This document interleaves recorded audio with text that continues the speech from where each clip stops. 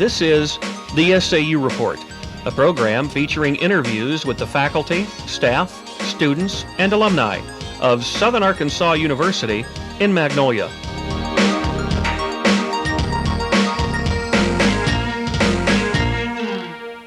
Hello, and welcome to this week's edition of the SAU Report. I'm Viola Freeman. And I'm Christie Roden. Joining us today is the Assistant Professor of Acting and Directing, Kristin Larson. She'll be talking with us about her involvements before coming to SAU, what she's doing now, and some other things. Thank you for joining us. Thank you, Christie. Thank you, Viola. Kristin, what are your responsibilities here at Southern Arkansas University? I teach all of the acting classes, anything related to acting, voice and diction, period styles, which is about how different people moved in certain periods, and we're going through a number of different plays. I will be teaching, hopefully, a Shakespeare class next semester, and then directing, anything directorial, and possibly in the future I might teach a stage management class. That's very nice. Yeah. Okay, and what is your educational background? I have an MFA in directing from the University of Montana, which is a lovely place. And then I have a BFA in acting from Southern Oregon University. And I also enjoyed it there. There's a Shakespeare festival there, so I kind of grew up in my theater training under the shadow of this great, great regional theater, probably the best in the country. Really? Yeah. When did you first become interested in theater? I can't remember a time when I wasn't. When I was little, my parents enrolled me in ballet classes and music and such things. And then as I grew up, we moved to a small town in California where I was involved, well, of course in California, I was involved in community theater. And I did plays and, again, community choirs and things like that. Yes. And my parents, despite all this, were shocked when I told them I was going to major in theater in college. But when I was in high school, I had an amazing teacher who took us up to the Oregon Shakespeare Festival from our little town, Sonora, California. Took us up there twice through our AP literature courses, and it inspired me very much. So you've always enjoyed performing? I've always enjoyed it. I've always loved the telling of stories and the communal feeling that you get with the audience. Yes. I have. Okay. So you've touched on this a little bit, but I was going to ask you, what involvement did you have in theater before coming to SAU? Oh, wow, okay. Of course, all through undergrad, it was acting. And I went out and I took classes outside of school just because I didn't feel like I was getting enough even in school, so I went out and I took classes and did summer theater, lots of semi-professional summer theater. And then in grad school, of course, lots of directing, and summer theater again, more acting. And then I got hired to work for the Missoula Children's Theater. Oh, wow. Yes. Oh, actually, I'm sorry, before that, I toured with Montana Shakespeare in the Parks for 4 months, which was incredible. It's a touring theater group. There are 11 actors. You go out and perform 2 Shakespeare plays all over rural Montana, Wyoming, and Idaho.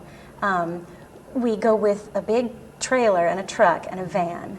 And it has a beautiful set we set up in parks, so it's free. It was free, and it was just, I felt like a traveling minstrel, you know, and I made some of my dearest theater friends there. So that was an amazing tour. And people, there's this one town in Montana called Bernie. Not to launch into a completely crazy story, but there are approximately 150 residents in Bernie, Montana. It's in eastern Montana. And they wait every year for Shakespeare in the Parks to come. All the ranchers and farmers and miners and people from all around come to Poker Jim Butte, and it's a place where there's a fire lookout, and we set up our stage there every year. 250 to 300 people come for the 2 nights of performances that were, so like 600 people total possibly come to this town of 150, and they throw a dance for the Shakespeare, touring Shakespeare actors, and it was just, it has a really good home feeling, like they look forward to us coming so much. That's got to be an inspiring feeling for anyone. It was. I so loved it. It was great. I found, though, I didn't love being on the road. Nevertheless, I took another touring job right after that. I was crazy. And I went with the children's theater out. And this was another, this was a 9-month touring gig. And you go out with a tour partner. And our show was Snow White and the 7 Dwarfs. The Missoula Children's Theater, that's the name of it. And we arrive in a town on a Monday. We would teach the kids 50 kids a whole show within a week, and by the end of the show they would be performing, singing and dancing for their families. And so I was in a different town in most of the western portion of the United States for a week, a different town every week for an entire 9-month period. And that's when I said, enough, I'm done being on the road. I want to have a central place. Right.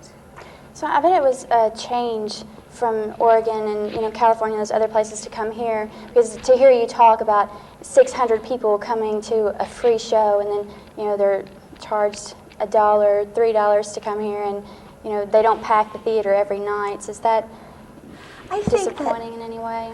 Well, it takes time, I think, for a place to grow to appreciate their theater, and maybe the community will just continue to appreciate it. Our numbers have really been growing here. They have. In the past. Well, I've only been here 1 year prior to this year, so I don't really know exactly what it was like before. I've heard that the numbers were sometimes low. Right. So I hope that the community continues to come and really nurture the theater.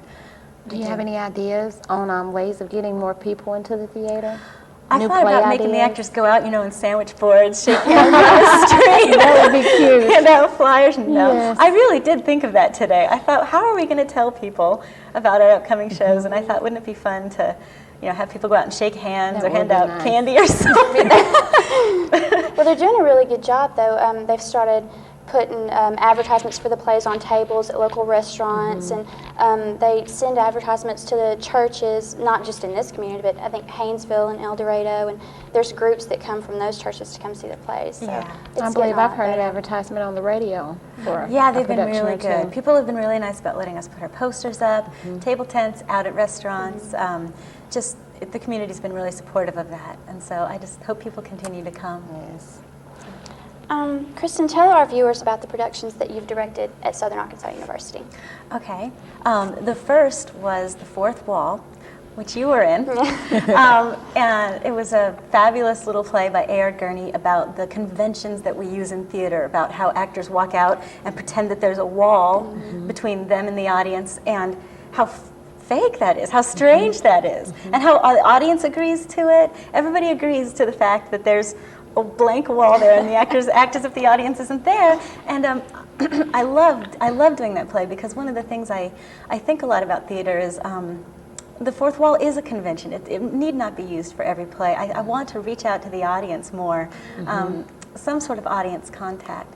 I'm into theater that is much more exploratory that way. So I enjoyed The Fourth Wall. It was a comedy. I did too. I enjoyed it too, because the audience really got into the fact that we could feel them there, and that we were acknowledging them throughout the play. Right. So The whole play, the actors were talking about the audience, or like the imaginary audience, but there was a real audience there. So it was a nice little treat. And then there was See How They Run, which was the final play last semester, which was a raging comedy, a farce, and I had so much fun doing that. That was a very hard play to direct, though, because of all of the fast entrances and exits, and at the accent. It was a tough one, but man, the actors pulled it off. I was so proud of them. They did really good. It was a lot of fun. So which do you prefer more, acting or directing? See, I thought a lot about that in my, I think about it a lot. And I love acting because I love the immersion in the play. Like, it's like you get to dive into the play. Right. You get to go underwater and become something. Either way, you're telling a story. So I get a thrill out of directing as well, because I get to help actors do that, get to help them get into the play, get to help them learn how to share it with the audience, talk to each other, listen to each other, live on the stage. I love that too. Most importantly, I like the stories that we tell in theater. Right. I love that. So either way, I have to do it. I'm going to do it. So That's what I think. I'm not much of an actress, but I feel that, playing the role of someone else is an escape. It could, could take you to good places, it could take you to bad places, but it is an escape, just like reading a book. Yeah, it can be. Yeah. It can be. Yeah, it can be a nice release. You get to explore a part of yourself that you wouldn't normally share with the world. Right. Especially if you're playing some Medea, for example. Exactly. You're not gonna do that. Yes. You're not gonna get a chance to do that unless it's on stage. And what a wonderful gift it is to be able to give that to an audience, I think. What do you think it takes to be a good actor? Oh, intelligence. And I think that is a major misconception that a lot of people have about actors, that they are flighty, late, promiscuous, all kinds of crazy things. Most of the really good actors I know are dead-on, intelligent, caring, kind, sometimes very shy people. Not what you would normally expect. So I think that first and foremost, they must be intelligent. They must be emotionally intuitive. They have to be able to live in the moment on the stage as if it were real, and be very full emotionally. And that's tough. You spend a lot of time in acting training learning how to do that. We're so human beings, and Americans, I think especially, are very repressed. We keep our emotions down. Everything's always fine, I'm fine. And you know, you can't be that way on stage, so we get to explore those things. It's really exhausting to put yourself into a character and show all the emotions. It really is. It should be. If it's not, I think you're doing something wrong. I think you're slighting the role and the play. I think if you're not exhausted by the end. In a comedy, physically, and a drama, emotionally, both. And you know what else? I think actors have to know a lot about many things. I think they have to understand history. I think they have to understand intrapersonal, just general human communication, politics. If you get a play, you go to an audition and someone hands you a play, you had better know something about that historical period so you can behave properly at that audition. So I think intelligence is probably the major component I think an actor needs to have. I agree with that. And if someone was interested in being in an SAU production, how would they go about getting information, or who would they talk to? They could always call the theater. They could call me at 870-235-4256. Okay. And they could ask about upcoming auditions. We also post notices in and around the theater building prior to an audition. For the auditions at SAU now, you have to do a 1-minute monologue, which means you pick a selection from a play where one actor is speaking alone to somebody else, and you perform it alone, so that we can see what your capability is. And that's what actors fear most about auditioning, but really, if anybody's interested in auditioning, they should just come in and give it a shot. They can recite their favorite poem, they could do something from Dr. Seuss. It doesn't matter to us really so much. We just want to see them get up and try something.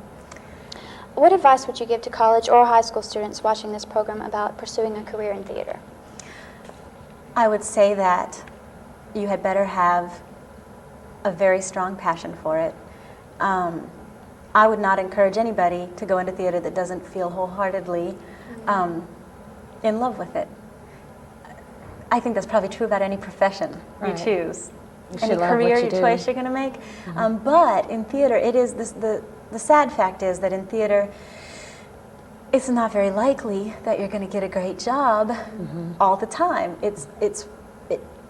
You work for 9 months, you're off for 9 months. People that work in education are very lucky, like me. I'm very lucky to be able to do what I love, to be able to direct, to work with people for an entire year, basically. So actors have a harder time. So you have to be committed. You have to be willing to have times when you don't know if you're going to get a job for another week, and you're doing temp work. Oh boy, I saw a lot of that when I lived in Chicago. Just people really struggling. But if you love it, I would encourage you to do it because it's so fun. It's so rewarding. It is. What would you suggest people consider when preparing for auditions? I know that the last audition there was a certain accent that you had to have for your monologues and stuff like this. Just check the call board. Check the call board, come and ask. Try to get an idea of what the play is that you're auditioning for.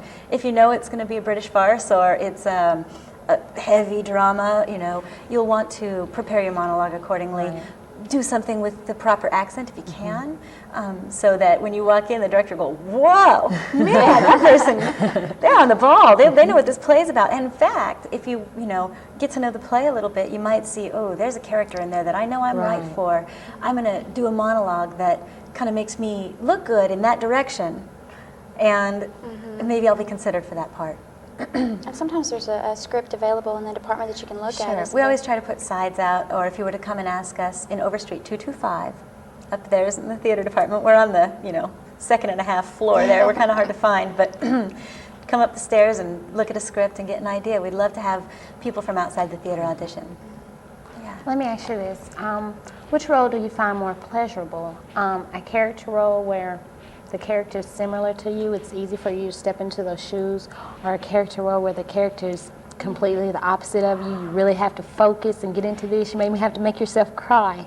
Which one do you find more pleasurable as an actor? A challenging role or that easy role you can step into is just like you?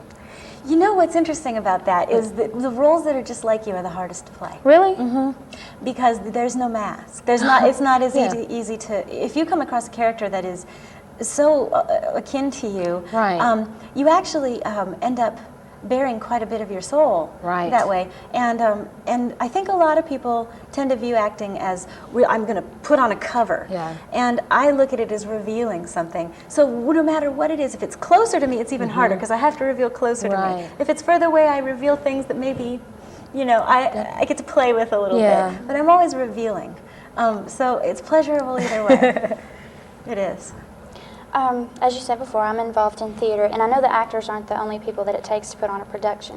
Why don't you tell us about the people behind the scenes? You bet. There's the cast, of course, and they rehearse pretty much separate from the production crew. While the cast is rehearsing, the production crew will be meeting with the director usually once or twice a week and working on building the set and the costumes, and this is incredibly arduous. People think it just kind of happens, It's a lot of work. We built furniture, for example, for this play that we're doing.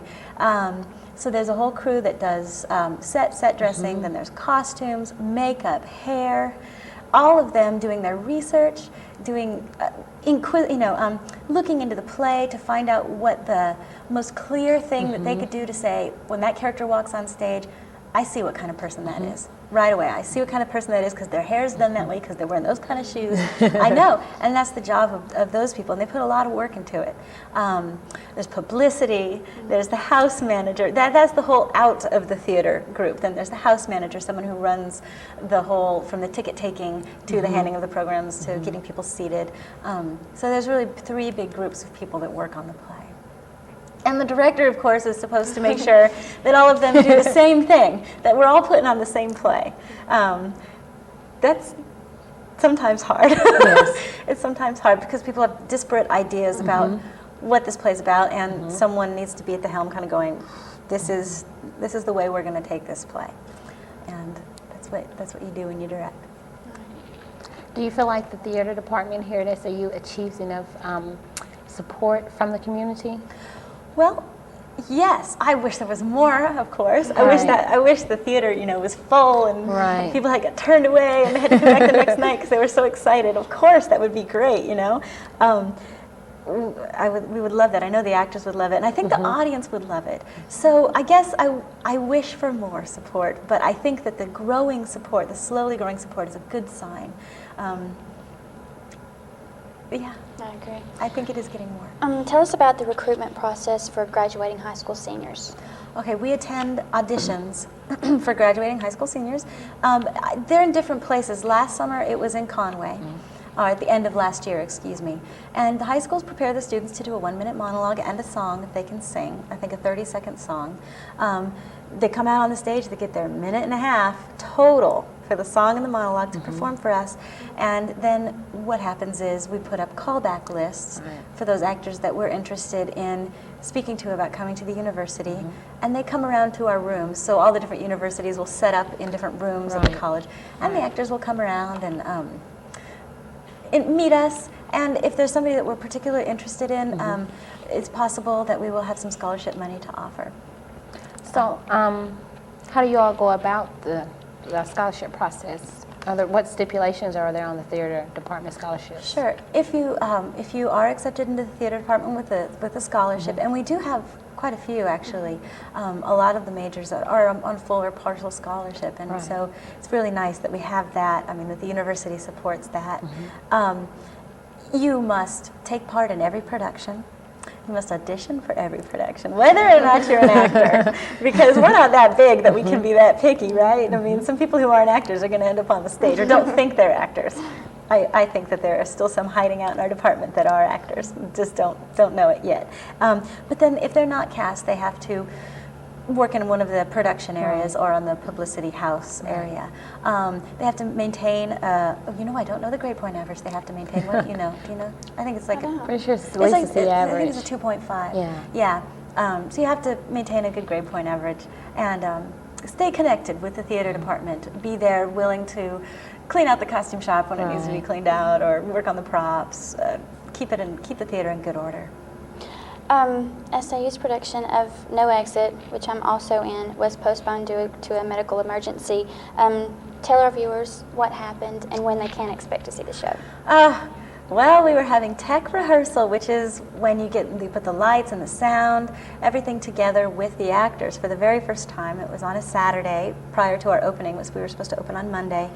And one of our actors, Corey Wages, experienced a collapsed lung, which he was in a lot of pain, and we didn't know what was wrong with him, so we took him to the hospital, and he's a lot better now.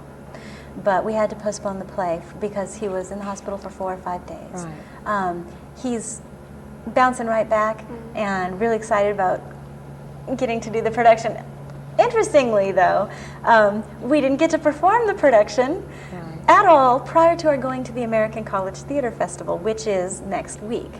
So next weekend, we'll be leaving on Saturday to go to Conway to compete with this show, No Exit, having never performed it, having never had a dress rehearsal. I mean, Christie's probably trembling in her boots right now, but I think they're going to be wonderful. I think so, too. I think anything that comes through tribulation has an even greater chance at brilliance.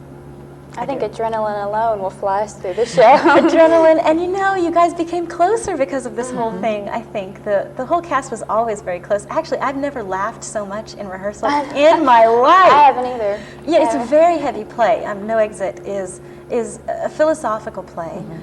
It's a drama. It's about 3 people stuck in a room together for eternity. It is their hell.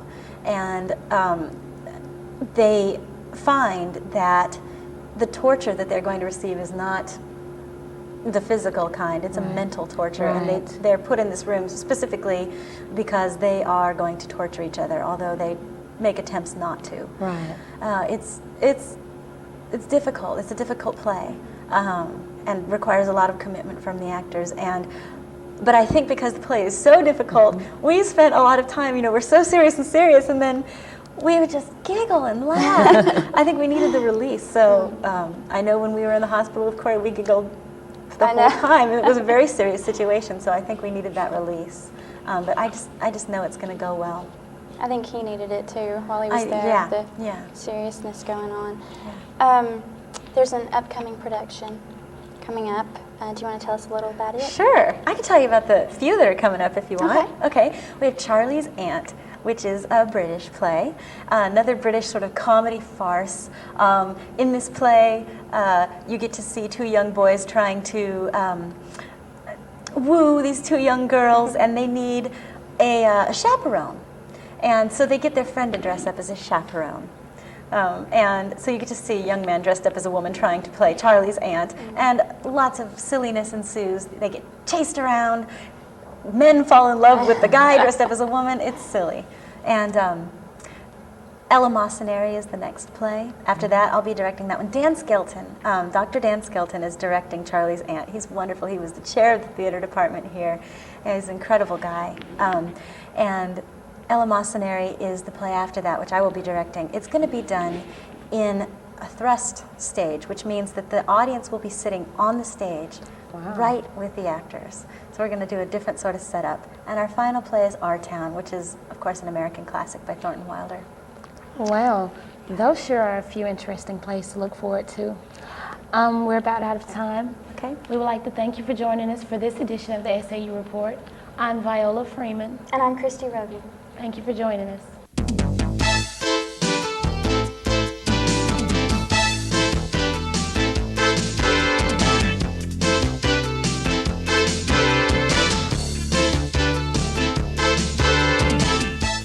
The SAU Report is a production of broadcast journalism students in the Department of Theater and Mass Communication at Southern Arkansas University in Magnolia.